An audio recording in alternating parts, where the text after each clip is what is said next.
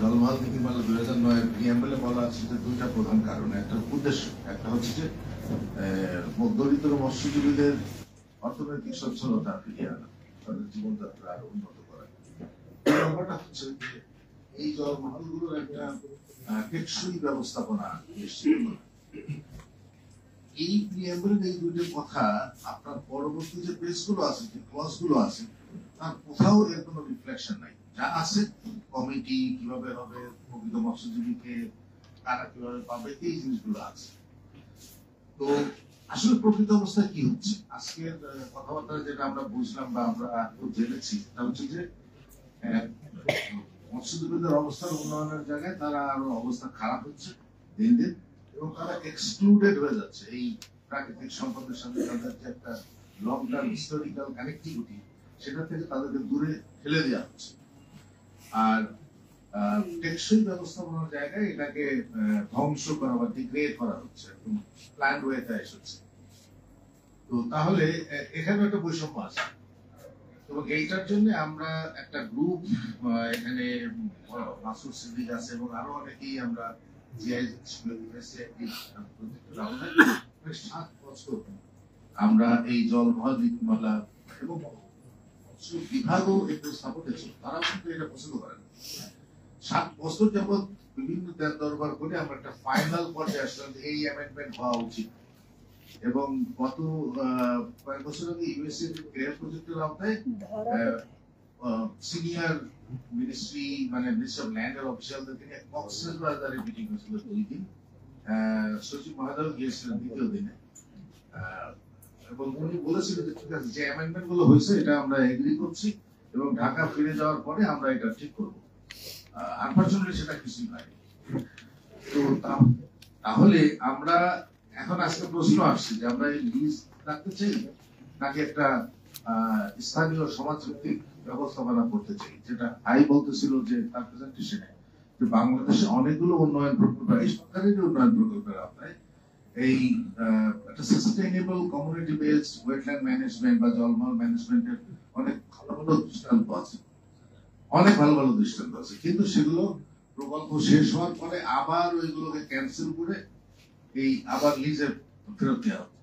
তো এই যখন থাকে তাহলে আমাদের আসলে sustainable wetland management, community engagement, local fishers benefit, এগুলো কোনোটাই আসলে অ্যাচিভ করা সম্ভব না। এরপরে আসি যে লিজ যে জলমহল নীতিমালায় একটা পয়েন্ট আছে যে স্থানীয় এমপি অ্যাডভাইজার হিসেবে থাকবেন।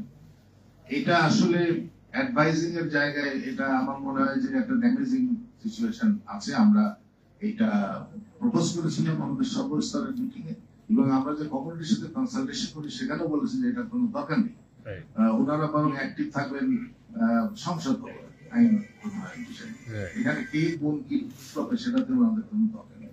কিন্তু সেটা আসলে এখনো ওইভাবে এখন নাই, কিন্তু এটা চলমান ছিল। আরেকটা জিনিস হচ্ছে যে এটা অনেক বছর থেকে বলে আসছে সবাই, আমরাও বলছি যে আমাদের যে জলমহলের যে লিস্ট আছে সেটা বোধহয় 50 বছর 40-50 বছর পুরনো, এবং এটা নিয়ে অনেকবার আলোচনা হয়েছে যে এটা হালনাগাদ করা দরকার, এটা ওয়েটল্যান্ড ইনভেন্টরি করা দরকার। আমরা অবশ্য ওয়েটল্যান্ড বলি আর সরকারি জলমহল বলা হয়, মানে আমি মাছ ধরার জন্য, এটা এক্সট্রাকটিভ একটা সিস্টেম। আমরা বলি যে একটা কনজারভেটিভ বা একটা কনজারভেশন এন্ড সাস্টেইনেবল ইউজ, এই নীতি হইতে হবে, নট এক্সট্রাকশন এবং লিজিং। তো সেটা আমাদের এই ওয়েটল্যান্ড গুলো যদি আমরা ইনভেন্টরি না করি তাহলে আমরা কিসের বেসিসে একটা ন্যাশনাল লেভেলে প্ল্যান করব?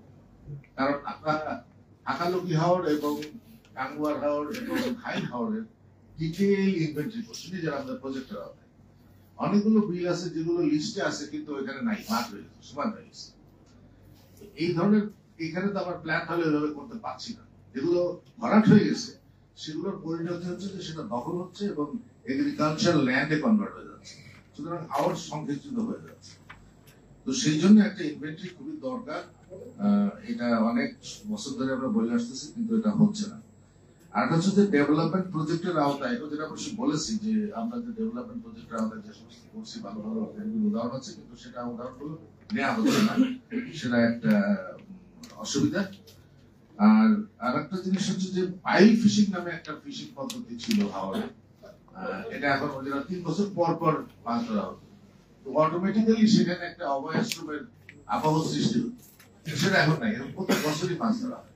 তাহলে যেটা আমরা আগে প্র্যাকটিস করেছি, তখন মাছ অনেক বেশি ছিল, পানি অনেক বেশি ছিল, তখনও পাইল ফিশিংটা বাস্তবে ছিল, অনুসরণ করা হতো।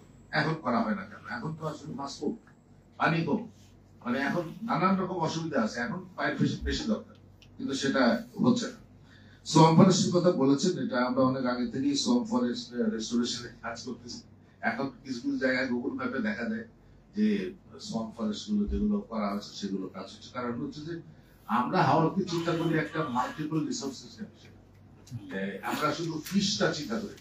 কারণ হাওড়ে মাছ আছে, রিজার্ভ করার জন্য গাছ আছে, অনেক পাখি আছে, অনেক বন্যপ্রাণী আছে, এগ্রিকালচার আছে, মানে নানাবিধ একটা সম্পদের একটা আধার বলা যায়। সেটাকে এই ওয়েটল্যান্ড লিজিং একটা একমুখী পলিসির কারণে এগুলোকে ধ্বংস করা হচ্ছে। আমরা এর বিরুদ্ধে সবসময় সোচ্চার।